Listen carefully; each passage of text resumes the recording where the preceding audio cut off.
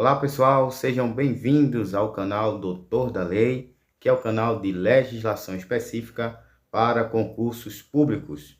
Eu sou o professor Silas Ventura, sou advogado e leciono neste canal sobre legislação específica para concursos. E neste momento nós estaremos dando início à nossa primeira aula sobre a Lei Orgânica do município de Vitória, no Espírito Santo. Esta lei, estas aulas sobre esta lei servirão para o concurso da Câmara Municipal de Vitória, que abriu recentemente. Este concurso, o edital do concurso, veio cobrando algumas legislações municipais, dentre elas a Lei Orgânica do Município, o Estatuto do Servidor do Município e também o Regimento Interno da Câmara Municipal. Então, se você ainda não é inscrito nesse canal, que neste momento você possa estar se inscrevendo, ativando o sininho da notificação, deixando o seu like, o seu comentário e compartilhando com amigo. Pois em breve nós iremos continuar com mais aulas sobre a lei orgânica e também sobre o regimento interno da Câmara Municipal. Sem mais delongas, vamos iniciar a nossa aula sobre a lei orgânica do município. Primeiro eu queria enfatizar aqui, o que é ou do que se trata, para quem ainda não sabe, a Lei Orgânica do Município. A Lei Orgânica do Município, ela serve como uma espécie de Constituição Municipal. Ela não possui esse nome de Constituição Municipal, mas a função dela no município é basicamente de uma Constituição. Assim como existem as Constituições federal e estadual, a Constituição Federal rege todo o Brasil, o país, e a Constituição Federal estadual rege todo o estado. A lei orgânica ela serve para reger e organizar todo o município, tá certo? Então ela não tem esse nome de Constituição Municipal, mas ela tem praticamente a mesma função de uma Constituição. A lei orgânica do município, apesar de ser a lei máxima do município, ela está subordinada à Constituição Estadual e, ao mesmo tempo, à Constituição Federal, tá certo? Então, vamos começar lendo aqui e vamos explicando aos poucos, artigo por artigo, tá certo? Então, temos aqui no início este texto que é chamado de preâmbulo, que é apenas um texto introdutório, para introduzir ou apresentar a própria lei orgânica, mas que não tem relevância nenhuma para fins de prova e as bancas não costumam cobrar essa parte de preâmbulo. Então a gente vai passar para ganharmos tempo e já vamos para o artigo 1º, o título 1º, que trata dos princípios fundamentais. Então o artigo 1º diz o seguinte: o município de Vitória integra, com autonomia política, administrativa e financeira, a República Federativa e o Estado do Espírito Santo, nos termos da Constituição Federal e da Constituição do Estado. Então, este primeiro artigo, ele traz aqui uma característica importante do município, que apesar dele ser, digamos, fazer parte dessa forma de Estado que é federação, mas ele possui algumas características como a autonomia, tá certo? Então, primeira coisa, nós temos aqui que ele faz parte da República Federativa do Brasil, ou seja, faz parte dos Estados membros, e todos os Estados membros formam uma única federação. Agora, o município ele possui autonomia, que é uma das características do município. Essa autonomia ela pode ser dividida em autonomia política, como nós vemos aqui, autonomia política, administrativa e financeira. Algumas leis, e mesmo que não venha citando aqui esta lei orgânica, este município, aliás, ele possui também mais um tipo de autonomia, que é a autonomia legislativa, tá certo? Mas vamos ficar com essas que estão sendo citadas aí expressamente no texto. Então, algumas leis também vêm trazendo essa autonomia e a autonomia, né, significa que ele não depende, o município ele não vai depender estritamente ou exclusivamente do Estado, no caso, o Estado do Espírito Santo, tá certo? Para que possa exercer, né, diversas atividades, para que possa exercer diversas atribuições. Então, autonomia política diz respeito à forma de atuação ou de organização no tocante à política do município. Como, por exemplo, a gente vê as eleições municipais. Né? Quando fala de política, uma das formas de exercer ou de exercício da política é por meio das eleições. Então, veja que as eleições municipais, para acontecer, elas não dependem das eleições estaduais nem das eleições a nível federal. Então, autonomia política diz respeito à faculdade de poder organizar a sua própria eleição, os seus candidatos, né? A candidata a prefeito, candidata a vereador, e assim exercer esse tipo de autonomia. Em segundo lugar, temos a autonomia administrativa. Administrativa significa que o município ele pode, por si só, se organizar.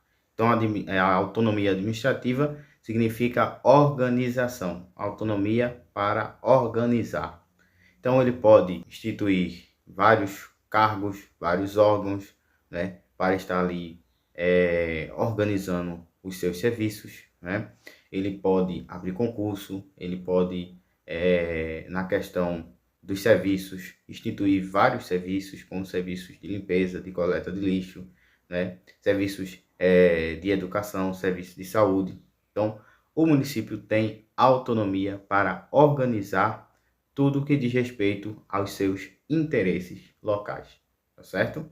Então, esses três tipos de autonomia que vocês estão vendo aí, vocês vão ver vários exemplos deles quando a gente chegar na parte de competências, né, privativas do município. Que a gente tem três tipos de competência. Competência comum, né, que tanto faz competir ao município, quanto aos estados, quanto à União. Temos competência privativa, que só compete aos municípios, e temos as competências complementares. Então, nesse caso aqui, a gente vai ver que nas competências vai trazer vários exemplos de autonomia política, de autonomia administrativa, principalmente a autonomia administrativa que diz respeito à organização dos serviços do município, tá certo? Por último, temos a autonomia financeira. Então, o próprio nome já está dizendo, financeira vem de finanças, e finanças também implica aí também a questão do orçamento do município. Também nas competências do município, a gente vai encontrar, vai identificar também várias competências falando sobre o orçamento do município, sobre as finanças do município, sobre os impostos, né? Compete ao município instituir e arrecadar, instituir e cobrar os seus impostos. Como se sabe, existem os impostos federais, os impostos estaduais e também os municipais. A exemplo disso, a gente vai ver o IPTU, né, que é um dos impostos municipais, tá certo? Então, nós temos aí esses três tipos de autonomia. Dentro ainda da autonomia financeira, a gente vai ver falando sobre a questão de elaborar leis orçamentárias, né? Como a Lei de Diretrizes Orçamentárias, que é a LDO, a Lei Orçamentária Anual, que é a LOA, e também o Plano Plurianual, que é o PPA, tá certo? Então, é basicamente isso que diz respeito à autonomia financeira. Como eu falei, né, no início, existe também a autonomia legislativa. Não vem citando aqui, mas é a competência de ser do município poder, no caso, instituir suas próprias leis, que são as leis municipais, né? Então, talvez mais na frente venha falando sobre essa questão de autonomia legislativa. Então, seguindo agora para o parágrafo primeiro. No parágrafo primeiro, vamos ter aqui um princípio, né, que é extraído da Constituição. Lembra que eu disse que a lei orgânica do município é uma espécie de Constituição municipal, né? Porque não somente porque ela organiza o município, é a lei máxima do município, mas também porque ela repete muita coisa, ela copia e repete muita coisa que está na Constituição Federal. Então vamos ter aqui o princípio, né, da soberania popular, tá certo? Soberania popular, que é o princípio que diz que todo poder emana do povo, né? Então, todo o poder do município emana do seu povo, que o exerce por meio de representantes eleitos ou diretamente nos termos da Constituição Federal e desta lei orgânica, tá certo? Então, o poder que se diz aí nesse parágrafo primeiro é o poder que pode ser exercido tanto por meio dos representantes, no caso do município vão ser, né, os vereadores ou o prefeito, né, ou diretamente, que são aquelas formas de participação direta da população no processo legislativo ou nas decisões políticas do município. Então a gente vai ver isso aqui no inciso primeiro. O inciso primeiro diz: o exercício direto do poder pelo povo do município se dá na forma desta lei orgânica mediante, aí aqui ele vai trazer a forma direta, tá certo? Então vamos ter aqui, deixa eu subir mais aqui, vamos ter plebiscito, ok?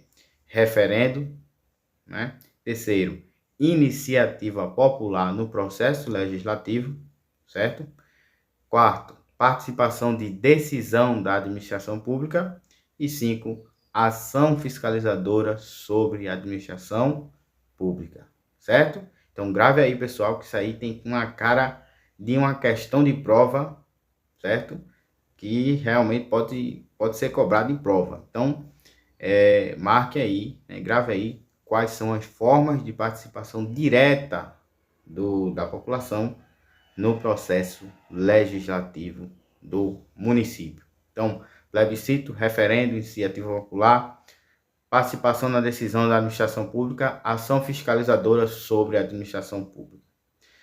Essas formas, mais na frente, acredito que da metade para o final da lei orgânica, vai vir explicando mais sobre como deve acontecer na parte de processo legislativo. Não esqueçam de ler essa parte da lei orgânica que trata sobre o processo legislativo, tá certo?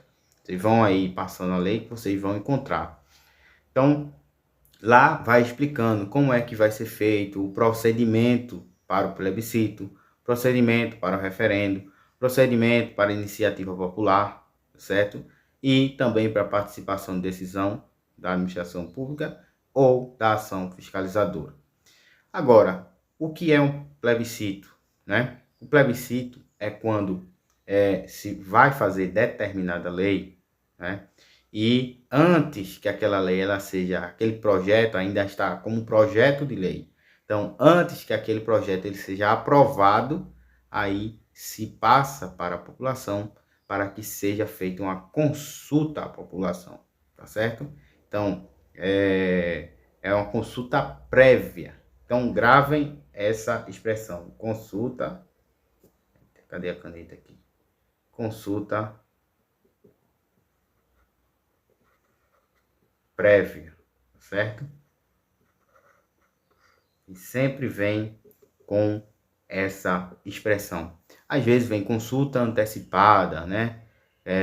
Uma consulta que é feita antes da votação, tá certo? Então, isso é o plebiscito. O referendo é o oposto do plebiscito. Então, uma lei já foi votada, né? já foi aprovada, mas para saber como vai se dar o impacto, né, daquela lei na sociedade, então se é feito uma pesquisa após uma votação, após a aprovação de determinada lei, tá certo? Para ver o que é que a população acha daquela lei. Então, é o referendo, que é após, tá certo? Então, enquanto o plebiscito vem antes da aprovação, o referendo vem depois da aprovação. Já a iniciativa popular, né? Sim, detalhe, tanto o plebiscito quanto o referendo, quem iniciou os projetos, né, de determinada lei, que esteja sendo aí consultada a população, quem iniciou aí foram os representantes, né? Foram os vereadores, nesse caso, que são representantes do povo. Na iniciativa popular é diferente, porque aí a iniciativa, como o próprio nome diz, parte da população. Então, quem iniciou o projeto de determinada lei, quem vai iniciar, no caso, vai ser a própria população, tá certo? Então, quando a gente chegar lá na parte da iniciativa popular, lá depois da metade para o final da lei, a gente vai ver lá dizendo o que é necessário, né, quais são os requisitos para que seja instaurada a iniciativa popular, ok? Então, geralmente é pedido 2% do eleitorado tem que tem que assinar o recolhimento de 2% das assinaturas de 2% do eleitorado do município, mas isso varia de lei para lei. Então, pode ser que seja 2, pode ser que seja 5, né? Tem lei que pede 5, tem lei que pede 2. Então, a gente vai ver melhor quando chegar nessa parte. Mas você já pode adiantar, indo olhar lá para saber quantos porcentos, né? Às vezes pede 1% do eleitorado, tá certo? Então, é quando é levantada várias assinaturas, né? Para que aquela lei ela seja votada e aprovada na Câmara Municipal. A letra D, né, e a letra E são duas formas de participação direta mesmo, e aí já não é mais na parte de legislação, mas na parte de intervenção, digamos assim, tá certo? Então, a letra D trata de decisão, então, os populares, né, os munícipes, eles vão decidir, eles vão dar suas opiniões para que tragam uma decisão baseada em suas opiniões, tá certo? Sobre determinado assunto dentro do município. Então, digamos que o prefeito esteja pretendendo construir determinada obra e aquela obra ela desagrada a população, ela tem um risco de trazer prejuízos à vida da população, à saúde da população, né? Então, eles podem ali estar opinando para a vedação da construção daquela obra, tá certo? Então, isso é um exemplo dessa letra D. Já a letra E, temos a ação fiscalizadora, né? Que depois que já é feito determinado ato, né? Ou determinada obra, qualquer tipo de ação que é feita no município e que requer uma fiscalização, tá certo? Isso acontece muito, um exemplo bom disso aí, de fiscalização, acontece muito em processos licitatórios, tá certo? Quando há uma licitação para determinada obra, por exemplo, que vai ser feita, e abre-se uma licitação para contratar uma empresa para fazer aquela obra. Então, salvo engano, a própria lei de licitações, ela já prevê, né, a consulta prévia, aliás, audiência pública, né, que é quando a população ela participa daquele procedimento, fiscalizando, né, se as regras do processo licitatório estão sendo realmente seguidas, ok? Conforme a legislação. Então, esse é um exemplo clássico da letra E, tá certo? Agora, o inciso segundo diz: o exercício indireto do poder pelo povo, que agora é em relação aos representantes, né, que são os vereadores, o exercício indireto do poder pelo povo do município se dá por representantes eleitos pelo sufrágio universal e pelo voto direto e secreto, com igual valor para todos, na forma da legislação federal e por representantes indicados pela comunidade nos termos desta lei orgânica, tá certo? Então, isso aí trata claramente dos vereadores. Agora, seguindo aqui, nós vamos ter parágrafo 2º, que diz que o município de Vitória organiza-se e rege por esta lei orgânica e as leis que adotar, observados os princípios da Constituição do Estado e da Constituição Federal. Isso aí eu já falei no início da aula, que é em relação ao município observar não só a lei orgânica, mas também está subordinado às disposições da Constituição do Estado e da Constituição Federal. O parágrafo 3º traz um assunto bem aqui fácil, né? Mas que também requer a atenção de vocês, que é acerca dos símbolos do município, né? Então, quais são os símbolos do município de Vitória? Vai ser a bandeira, o hino e um brasão, tá certo? Instituído por lei. Então, não esqueçam, tá, gente? Essa parte aí, se cair alguma questão, vocês não podem, de forma alguma, errar essa questão, né? Não tem como errar. Bandeira, hino e brasão. Não existe nem mais itens, nem menos itens, além desses 3. Parágrafo 4º diz que a cidade de Vitória é a sede do governo e dá o nome ao município, ok? Então, o nome da cidade, né? A sede da cidade é o município e o nome é Vitória, tá certo? Então, cidade de Vitória. Artigo 2º agora, né? Trata sobre os poderes do município. Outro assunto também que é facinho, mas cuidado para não confundir na hora da prova. Porque quando se trata dos poderes do município, existem apenas 2, diferentemente do que a gente aprendeu, né, há muito tempo, que existem 3 poderes, né? Ah, professor, o outro deixa de existir? Não deixa de existir. No entanto, o poder judiciário, que é o que não se enquadra aí, ele não é classificado, né? Não existe essa classificação, não existe em lei nenhuma, nem na Constituição, como poder, né, judiciário municipal. Não existe essa expressão, tá certo? Então, é isso que eu quero que vocês gravem. Então, são poderes do município, artigo 2º, independentes e harmônicos entre si. Por que essa expressão? Né? Tá, a gente está aqui tentando explicar artigo por artigo. Então, não é só ler, é ler e tentar entender. Por que independentes e harmônicos? Porque um não depende do outro, tá certo? Um não depende do outro para exercer as suas autonomias, né? As suas competências, as suas atribuições. Então, o executivo não depende do legislativo, nem o legislativo do executivo, ok?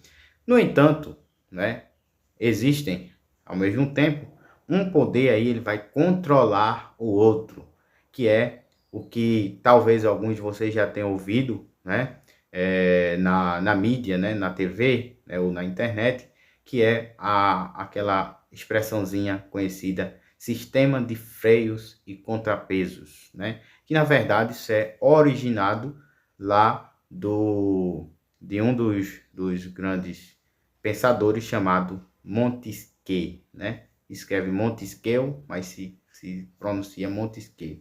Então, Montesquieu foi que idealizou essa teoria de sistema de freios e contrapesos, que é quando um poder controla o outro. Então, a gente vai ver mais na frente, nas competências da Câmara Municipal, que a Câmara ela vai estar, de certa forma, fiscalizando o Executivo, ok? Em algumas situações, o Executivo ele vai atuar de determinadas formas, né? Exercer funções que são atípicas dele, tá certo? Que não é a função do Executivo, como, por exemplo, legislar, né? Então, ele vai legislar. E, da mesma forma, o poder legislativo, que é a Câmara Municipal, vai julgar, por exemplo, em algumas situações, quando a sua função não é julgar. Então, ele vai exercer as funções típicas e, em algumas situações, as funções atípicas. Então, os poderes, eles são independentes e harmônicos entre si, tá certo? Eles não dependem um do outro e, por isso, que eles têm essas funções atípicas, que vai, de certa forma, controlando um ao outro para que não haja excessos, nem de uma parte, nem de outra, ok? Então, legislativo por meio da Câmara e executivo é exercido por meio do prefeito do município, ok? Não existe poder judiciário municipal. Agora, é claro, dentro do município, né, vai existir varas, né, do Poder Judiciário, vai existir fóruns, né, comarcas, né, onde ali vai se atuar, vai existir a atuação do Poder Judiciário dentro do município. Mas isso não significa que é o Poder Judiciário Municipal. Então fique atento para isso não ser cobrado na sua prova e você cair nessa pegadinha. Agora o parágrafo único diz que o prefeito, o vice-prefeito e os vereadores serão eleitos para mandato daqueles que devam suceder na forma estatuída na Constituição Federal. Então, lembrando que a forma, né, do exercício, da duração do exercício da atuação do prefeito, vice-prefeito e vereadores é por meio de mandato. E a gente já sabe, né, que esse mandato, tanto para um como para outro, é de 4 anos, ok? Então, é isso que trata aqui o parágrafo único. Agora, o artigo 3º, vamos trazer aqui os objetivos, para terminar aqui essa aula, os objetivos fundamentais do município de Vitória. Então, diz aqui que constitui objetivos fundamentais do município de Vitória: 1. Colaborar com os governos federal e estadual na constituição de uma sociedade livre, justa e solidária. Mais uma vez, pessoal, é um copia e cola da Constituição Federal. Isso aqui é um objetivo que é um pouco abstrato, né? É aquilo meio amplo. Quando você fala algo, mas ao mesmo tempo você está falando coisa nenhuma, porque é muito vago isso aqui. É construir uma sociedade livre, justa, solidária, né? É como um objetivo do município, mas é algo muito amplo, que aí você só vai entender isso trazendo num caso concreto. Então, segundo lugar, temos garantir, no âmbito de sua competência, a efetividade dos direitos fundamentais, né? Mais uma vez aqui, copiando da Constituição Federal, artigo 5º, né? Direitos fundamentais da pessoa humana, promover o bem de todos, sem preconceito de origem, raça, sexo, cor, idade e quaisquer formas de discriminação. Então, da mesma forma que o país, né, ele tem a União, né, os estados têm essa competência, o município também deve fazer isso, né, tentar garantir o acesso aos direitos fundamentais. Erradicar a pobreza e a marginalização, reduzir as desigualdades sociais e regionais e promover o desenvolvimento da comunicação, da comunidade, aliás, local. Esse inciso 3º, né, tem várias formas, né, que o município ele pode estar tentando fazer para alcançar esse objetivo, tá certo? De erradicação da pobreza, e um dos exemplos disso é tentando promover, né, ações sociais, tentando promover também benefícios, né, sociais, né, assistenciais, no caso. A gente sabe que existe Bolsa Família, por exemplo, que é um benefício assistencial de âmbito nacional, mas também existe em alguns municípios esse benefício para os moradores do município, tá certo? Que é uma forma também de tentar reduzir, né, a pobreza, a marginalização, né, de uma classe da sociedade, tá certo? Então, é um exemplo desse inciso 3º. O inciso 4º diz promover adequado ordenamento territorial de modo a assegurar a qualidade de vida de sua população.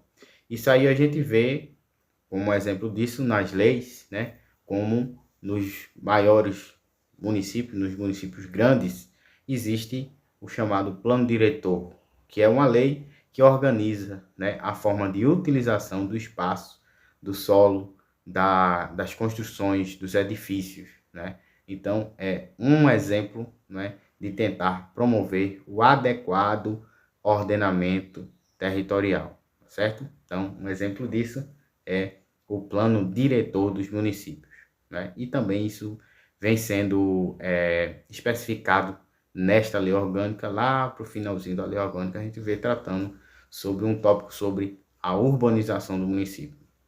Inciso 5º, temos aqui promover as funções sociais da cidade. Também é a forma de aproveitamento, o melhor utilização, né, daquilo que tem na cidade, de forma que venha alcançar, né, a sociedade no geral, tá certo? E a sociedade não seja prejudicada de certa forma, né?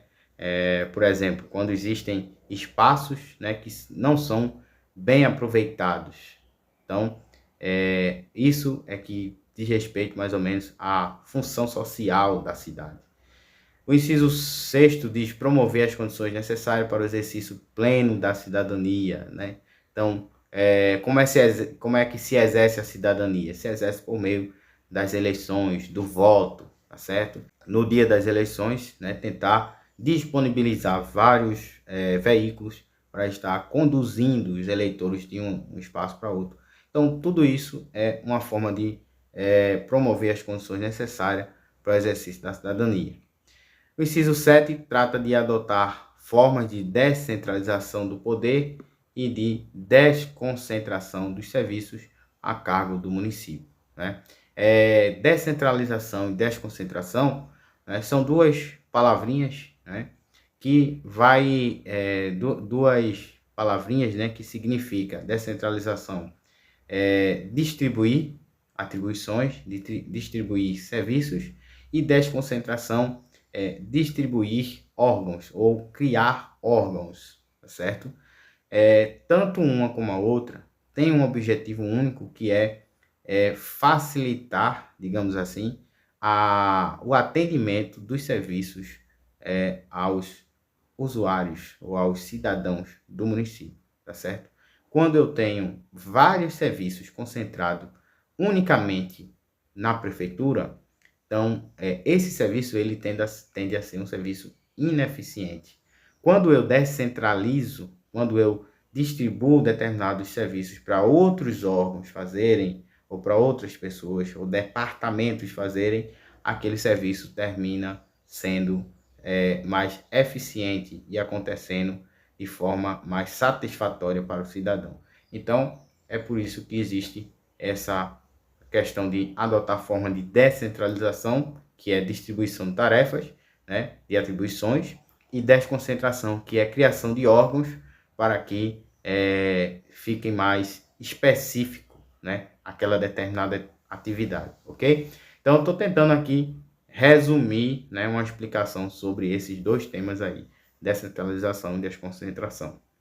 O inciso 8º diz proteger de forma integral a criança e o adolescente, considerando que se trata de um cidadão ainda em formação, em condição de fragilidade e aprendizado. Isso aí, o município, né, ele atua de forma, para atingir esse objetivo aí, atua de forma conjunta com o conselho ou os conselhos tutelares, tá certo? Para tentar alcançar esse objetivo. Então, o inciso 9º diz cuidar, respeitar e promover a integração dos idosos na vida social comunitária, cercando de todos os direitos que lhes são devidos. Então, existe também, né, uma organização, um braço, né, nessa área, né, de cuidados do idoso também nos municípios, tá certo? Da mesma forma que existe na questão assistencial, né, existe também nessa questão de assistência aos idosos. O parágrafo único diz que o município de Vitória buscará a integração econômica, política, social e cultural das populações de municípios vizinhos e dos que estejam sob a influência das bacias hidrográficas dos rios Jucu e Santa Maria que o abastecem. Então, isso é um objetivo, né, de integração. Integração aí é tentar unir, né, todos esses objetivos para que sejam realizados em conjunto com os demais municípios vizinhos, tá certo? Então, pessoal, a gente vai parar por aqui para a aula não ficar tão longa, né? Mas vamos continuar na próxima aula, aula 2, a partir do artigo 4º, tá certo? Então aguardo você na próxima aula. Até lá.